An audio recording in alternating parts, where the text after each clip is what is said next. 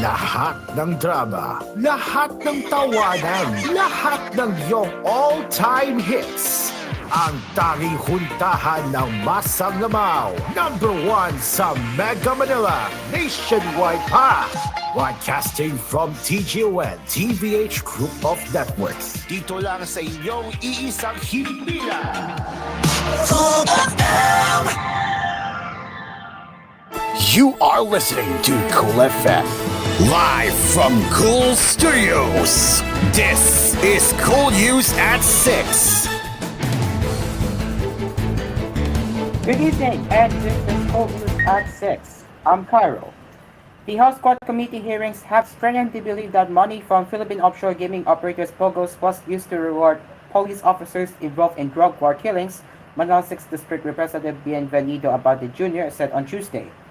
According to the lawmaker, the court panel has exposed a network where smuggling, illegal activities in POGOs, and anti-illegal drug operations during the time of former President Rodrigo Duterte were interconnected.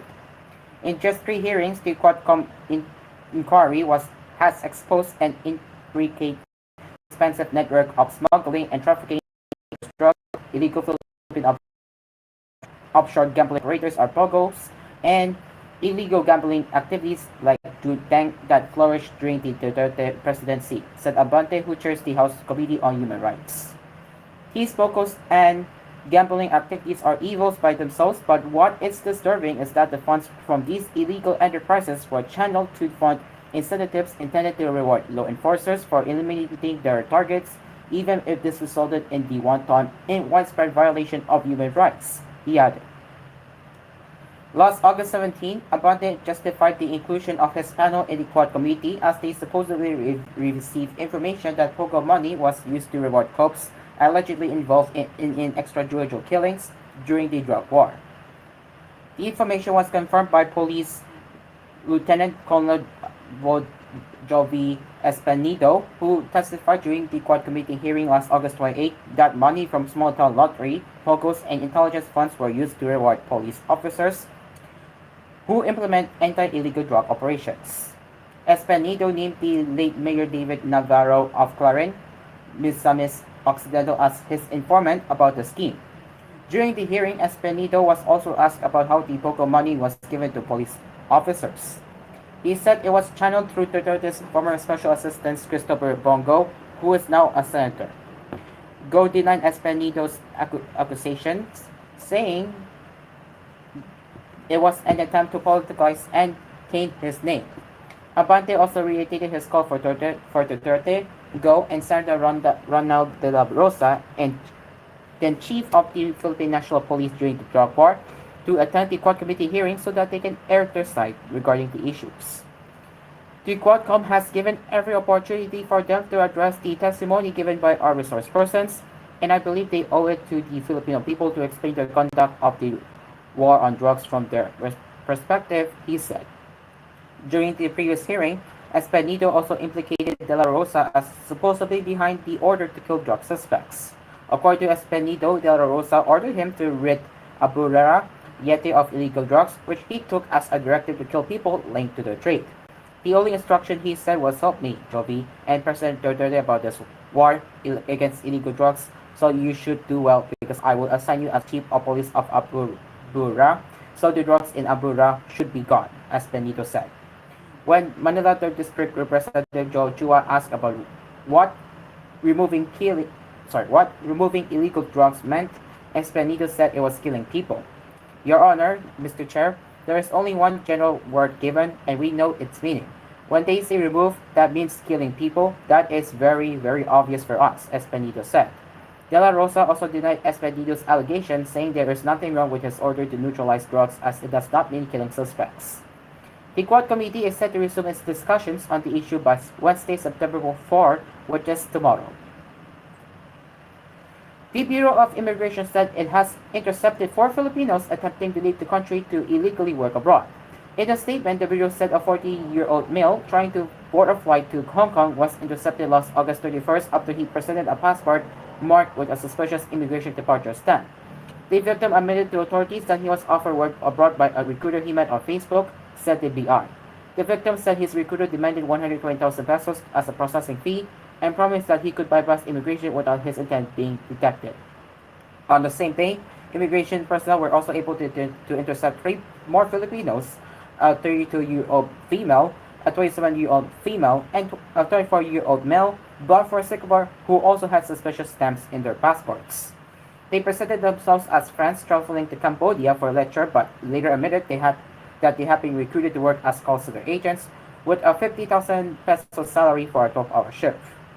Similar to their previous schemes, recruiters directed their victims to meet a supposed contact at a fast food chain inside Naya Terminal 3.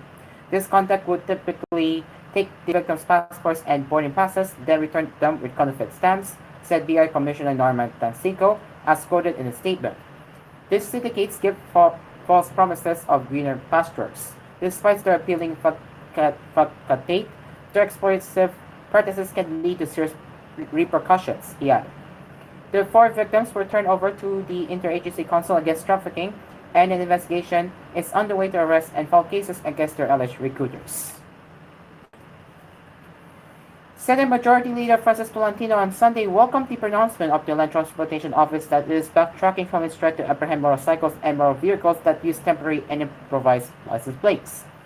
I welcome LTO's decision to push back its deadline to restrict the use of temporary and improvised license plates, originally set on September 1 to December 31st this year, said Tolentino. I stand by my position that such a directive lacks logic and is unfair and unjust to ordinary riders and motorists, he added. The motoring public cannot be faulted for the lack of supply and the delays in the issuance of official license plates. This is a responsibility that falls squarely on the LTO, he stressed. The senator earlier called out the LTO Region 7 Office Central Visayas, which warned that it would arrest and penalize temporary and improvised license plate users beginning this month. It turned out that the directive was based on the nationwide memorandum from the LTO head office. Under VDM-2024-2721, all motor vehicles and motorcycles using non-LTO issued plate number except as authorized and specified by this memorandum shall be apprehended, and the appropriate legal actions and penalties in accordance with existing laws and regulations shall be imposed. Tolentino said the urgent challenge for the LTO is to decisively address the license plates backlog, which reportedly stands at 9 million. He also asked the agency to fully use the extension period until December 31st to inform and educate the motoring public of its program and assist motor vehicle and motorcycle owners in retrieving their unclaimed license plates. Tolentino, the former MMDA or Metro Manila Development Authority chair, is the principal sponsor of Senate Bill No. 2555, which seeks to amend the controversial provisions of the Doble Placa Law, which is Republic Act 11235, that discriminate against motorcycle riders and owners. Voting with just 42 yes and no, and 0 votes with no, the Senate unanimously passed SBN 2555 last July 29, while its House counterpart has hurdled the committee level and it's expected to be calendared in plenary soon. A fire broke out in a stockroom full of school supplies in Sorsogon City Hall on Tuesday, September 3. Initial reports revealed that the fire incident started around 9 a.m. in the building at the City Hall that houses school and other supplies of the city government.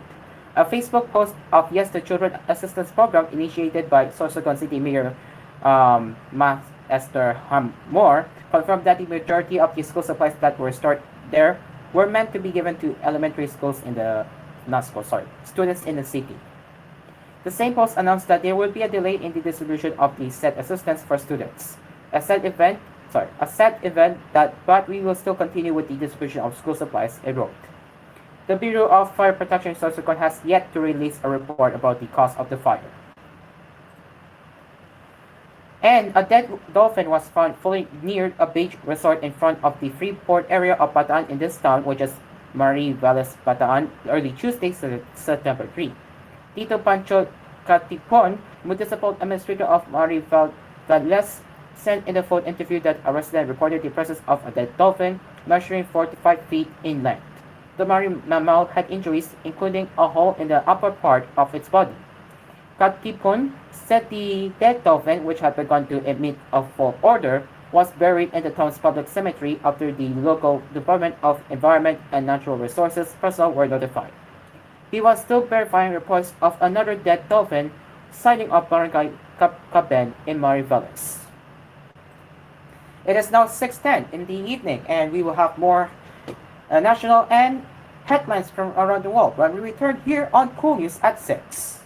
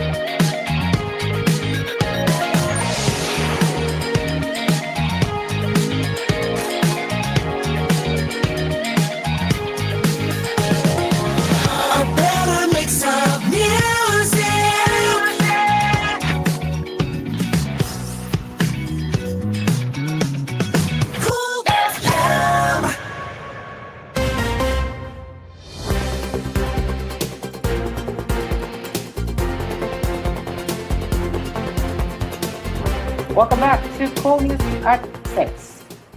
Commission on Human Rights Chairperson Richard Papalotok has reminded Circuit Party List Representative Rondante Marcoleta that criticizing the government is not a ground for red tagging as it is a fundamental right protected by the 1987 Constitution.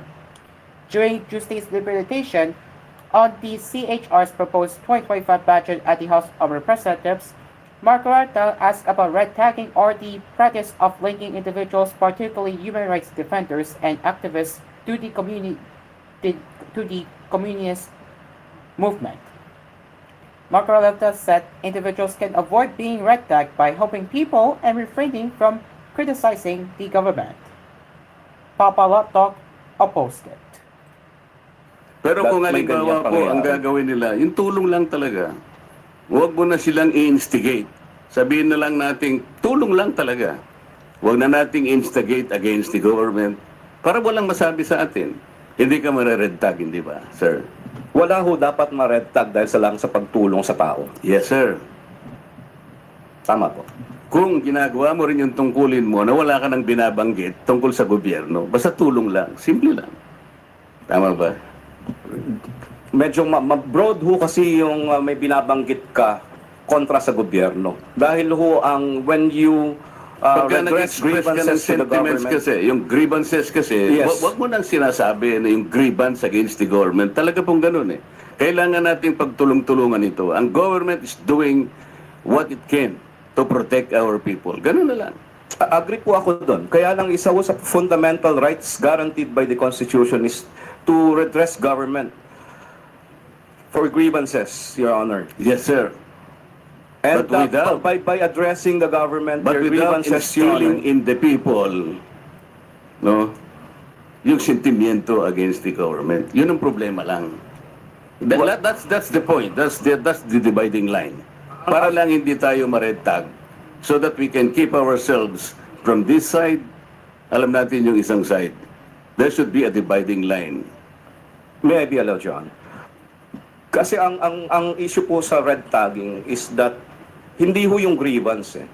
Hindi yung grievance because that's a fundamental right. No, but if you are doing The that, fact that- you might not be an objective person to at least go into into your commitment later on na makakraft tayo ng batas on red tagging because you are already opinionated. I'm only asking you that we should have a dividing line. Yes, Your Honor, but we have to be clear. What is red? We are very clear about this. Red is communism, Your Honor. And the mere fact that you are espousing the ideology of communism does not mean you are violating any law. The problem lies in the fact that CPP and NPA NDF was designated as a terrorist under the anti-terror law. Later in the hearing, Kapatan Party List Representative Rob Manuel, one of the several personalities of the red tag for their activism, pointed out that red tagging has been normalized to the point that it occurs even if people do not help communities or air grievance. According to Manuel, he notes of an instance when a University of the Philippines student was red tagged based on mere association with the academic institution. In fact, Madam Chair, there was someone who appealed to us that when he was riding a jeepney, when he said that he would get off at the UP campus, he heard another passenger saying that he is part of the NPA. This means it has been normalized that even if you have yet to criticize the government, just based on any stereotype or any shallow basis, you can be red tagged, he explained. That's why, Madam Chair, I don't subscribe to the idea that you can help as long as you do not criticize. Because two things, Madam Chair, even non-government organizations that purely help communities, they get red tagged or worse, tagged as terrorists, he added. Red tagging has been a complaint of progressive groups. They said red tagging endangers the lives of activists. NTQ Bishop Emeritus Joseph Huipo Martinez died on Monday night. He was age 86. The Diocese of St. Joe's de NTQ Martinez passed away after suffering from a stroke. The Christ of the King Parish, Green Miadaus, where Martinez served as a resident bishop, said the clergyman died at 11:24 p.m. on September 2. It is with a heavy heart that we announce that our dearest Bishop Roll has returned to the house of the Father to Christ, the King Parish Green Meadows said in the Facebook post on Tuesday. The Diocese of San Jose de Antioquia said on August 22 that Martinez was confined at the medical city in Pasig City following a stroke a week before. Details of Martinez's wake and funeral will be announced later, according to the Catholic Bishops' Conference of the Philippines Secretariat. We request your prayers for the eternal repose of his soul in the mercy of God's embrace, the CBCP Secretary said in a Facebook post also on Tuesday. Martinez was ordained as priest in 1961 and had his episcopal ordination as a bishop in 1983, both at the Immaculate Conception Cathedral in Rosa City, Capiz. In 1968, he became rector of the St. Paul's X Cemetery, Seminary in Roxa City, and then rector of the St. Joseph Regional Seminary in Iloilo City in 1978. Martinez was a member of the CBCP Permanent Council from 1986 and eventually the chairman of the Episcopal Commission for Non-Believers. He officially retired in 2002 at the age of 65. Martinez received his theology degree from the University of Santo Tomas Central Cemetery in 1960 and obtained his master's degree from Angelum Cum University in Rome in 1973. And let's be careful for ourselves. Let's be careful where you're getting the news from, as Inquirer.net is warning the public of articles and social media posts using its name to spread fake information and misleading URLs. The company issued a statement after it received information about fake news circulating online involving Filipino billionaire Enrique Razon Jr., chair of International Container Terminal Services Incorporated. Inquirer.net emphasizes that these posts are not legitimate, as it urged the public to exercise caution and report any suspicious articles or posts to its official channels. As it earlier said, Inquirer.net reaffirms its commitment to providing accurate and reliable news and information to the public and warns against any bogus activities misrepresenting the company. So, again, people, as koolNews team is sourcing gathering the news information from Inquirer.net, we always make sure that the articles are legitimate before we read them on air. That's what we always do. So, yes, we can assure you that the news that we provide are trusted and reliable. And speaking of which, with Inquirer.net having very similarity there, we can see in their Inquirer.net post that it does say that the website is very similar. Yes, you heard that right. The website is very identical and with having a fake headline. So once again, be careful out there, stay vigilant, and just be careful where you're reading. And now let's get into the Korean study. As according to the study, it has more smokers switch to heated tobacco products. A study by researchers in South Korea suggests that switching to heated tobacco products can significantly increase the likelihood of smokers quitting smoking entirely. HTPS, or heated tobacco products, are smoke-free products designed to eliminate combustion in nicotine delivery. The U.S. Food and Drug Administration said tobacco smoke contains thousands of chemicals. This mix of chemicals, not nicotine, is what causes serious disease and death in tobacco users. Unlike traditional cigarettes, which burn tobacco, heated tobacco products heat the tobacco, resulting in reduced levels of harmful chemicals compared to cigarette smoke. This study, conducted by experts at the Korea Institute for Industrial Economics and Trade, also found no evidence to support concerns that HTPS serve as a gateway to smoking. This study, using the Korean National Health and Nutrition Examination Survey, revealed that 99.4% of HTP users either switch from traditional cigarettes or are dual users, with only 0.6% being new smokers. This innovative technology offers an alternative for adult smokers who might otherwise continue using conventional cigarettes. Smoking-related diseases are responsible for over 8 million deaths each year, highlighting the urgent need for safer nicotine delivery methods. Now into sports, Uruguay icon Luis Suarez announced his retirement from international football on Monday, confirming that he will hang up his boots following Friday's 2026 World Cup qualifier against Paraguay in Montevideo. Friday will be my last march for my country, and emotional Suarez, age 27, told a press conference. It was not an easy decision to make, but I'll do it with a peace of mind that I'll give my maximum until the very last game of my Uruguay career. The former Barcelona and Liverpool striker is widely regarded as one of the greatest players of his generation and will retire from international football as Uruguay's top scorer with 69 goals from 142 appearances. Suarez was infamously kicked out of the 2014 World Cup after being handed a 4-month ban for biting Italy's Giorgio Chiellini, made his debut for Uruguay in 2007. And finally, in showbiz entertainment happenings, Star Music, the agency of P-pop powerhouse BINI, announced that it is taking action against inappropriate deepfake videos and photos of the members amid concerns of the girl group's safety. In a statement on BINI's social media platforms on Monday, September 2, the label said it strongly condemns the harmful acts done towards the P-pop girl group. It has come to our attention that there are malicious edited deepfake photos and videos of BINI members circulating on social media. We strongly condemn these harmful acts. Our team has already taken action to remove some of these accounts, the post read.